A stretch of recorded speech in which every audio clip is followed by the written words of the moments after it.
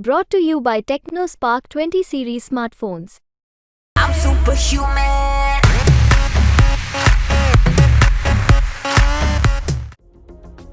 लोकसभा चुनाव से पहले बीजेपी अब बागी नेताओं को मनाने में जुट गई है। एक दिन पहले ही बीजेपी ने चित्तौड़गढ़ से निर्दलीय विधायक चंद्रभान सिंह आक्या को मनाकर फिर से अपने पाले में कर लिया, तो अब बीजेपी की नजर बाड़मेर जिले की शिव विधानसभा से निर्दलीय विधायक रविंद्र सिंह भाटी पर है, क्योंकि भाटी ने अपनी देवदर्शन यात्रा शुरू कर बीजेपी को सोचने पर मजबूर कर दिया है। भाटी की यात्रा में उमड़ रही भीड़ ने भी बीजेपी को परेशान करके रख दिया है। दरअसल 2023 के विधानसभा चुनाव से ठीक पहले रविंद्र सिंह ने बीजेपी ज्वाइन की थी। जब शिव विधानसभा से उन्हें टिकट नहीं मिला तो महज सप्ताह भर में ही भाटी बीजेपी से बागी हो गए। शिव विधानसभा से निर्दलीय ताल ठोककर भाटी ने बीजेपी की जमानत जब्त करवा दी और विधायक बन गए। शिव विधानसभा से रविंद्र सिंह भाटी और बाड़मेर विधानसभा से डॉक्टर प्रियंका चौधरी ने बीजेपी से बागी होकर चुनाव तो जीत लिया, लेकिन बीजेपी ने दोनों निर्दलीय विधायकों को किसी तरह का कोई भाव नहीं दिया।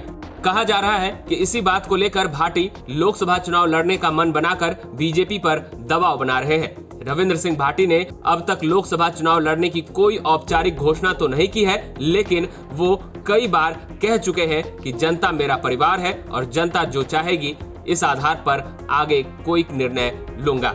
शिव से निर्दलीय विधायक और युवा नेता रविंद्र सिंह भाटी का पूरे प्रदेश के युवाओं में विशेष क्रेज है। भाटी जहां भी जाते हैं उनके लिए हजारों की भीड़ उमड़ आती है। हालिया दिनों में भाटी पहले जैसलमेर तो बाद में बाड़मेर की देवदर्शन यात्रा पर है। इस यात्रा में उमड़ रही भीड़ ने बीजेपी की धड़कनें बढ़ा दी है। ऐसे में कयास लगाए जा रहे हैं कि चंद्रभान सिंह आक्या की तरह ही बीजेपी रविंद्र सिंह भाटी को भी जल्द मना लेगी। लेकिन सबसे बड़ा सवाल ये है कि क्या भाटी को बीजेपी मना पाएगी या भाटी बाड़मेर जैसलमेर सीट पर चुनाव लड़कर बीजेपी का खेल ही बिगाड़ देंगे।